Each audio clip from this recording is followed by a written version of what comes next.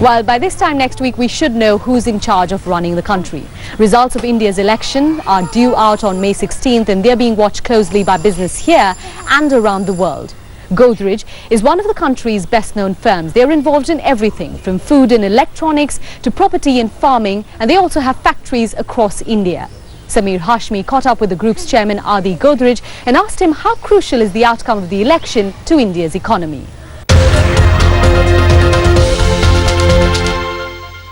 I think it's very important for the Indian economy. As you know, the Indian economy has slowed down considerably in the last couple of years. GDP growth rate has decelerated to less than 5%. It's very important that the GDP growth picks up. For that we need a strong government, stable government and growth-oriented government, and hopefully we'll have one. Now, Narendra Modi is widely seen as the front-runner to become the next Prime Minister, and this time around, corporate India is backing him in a big way. Why is that? Hopefully, some of the difficulties that have caused the slowdown in the Indian economy can be reversed.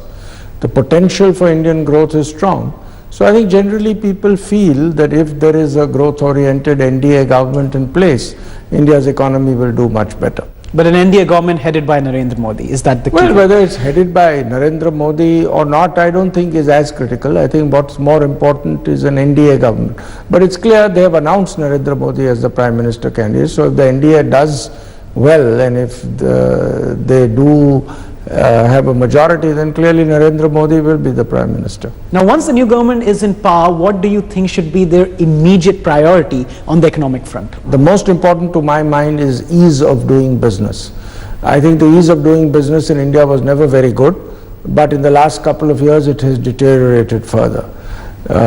Things are very slow, permissions are slow, people don't want to take decisions, there are a lot of obstructions, perceptions are bad, retrospective tax demands, transfer pricing, tax issues, etc. have caused bad perception.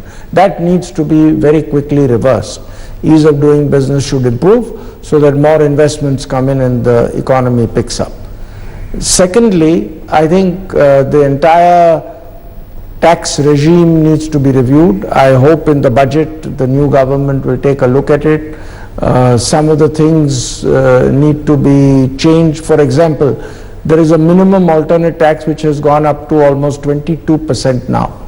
On one side you give incentives for geographical investments in certain sectors, etc. and then you take it away by a minimum alternate tax.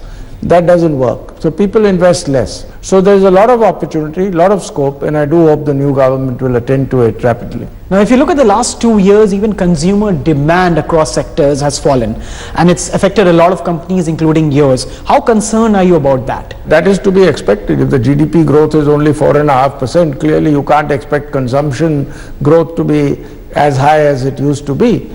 So clearly it's a cause of concern. But I think as the GDP growth picks up, consumption will quickly pick up. Also, if the confidence level improves after the election, perceptions improve, I think it will pick up. So there's a potential that this slowdown in consumer demand is very quickly reversed. What about interest rates? Do you think the Indian Central Bank should now go for a rate cut? I think it's important. Interest rates are very high. To invest, especially when long-term interest rates are high as they are in India today, investing becomes difficult. So I think interest rate control is very important. Inflation should be controlled, and inflation and interest rate are quite intertwined. Adi Godrej speaking to Sameer Hashmi there with his thoughts on business in India after the election. And while it may not be the Olympics or the Super Bowl, the campaign is still providing lots of entertainment, at least here. Even after 5 weeks of voting, politics still dominates primetime news.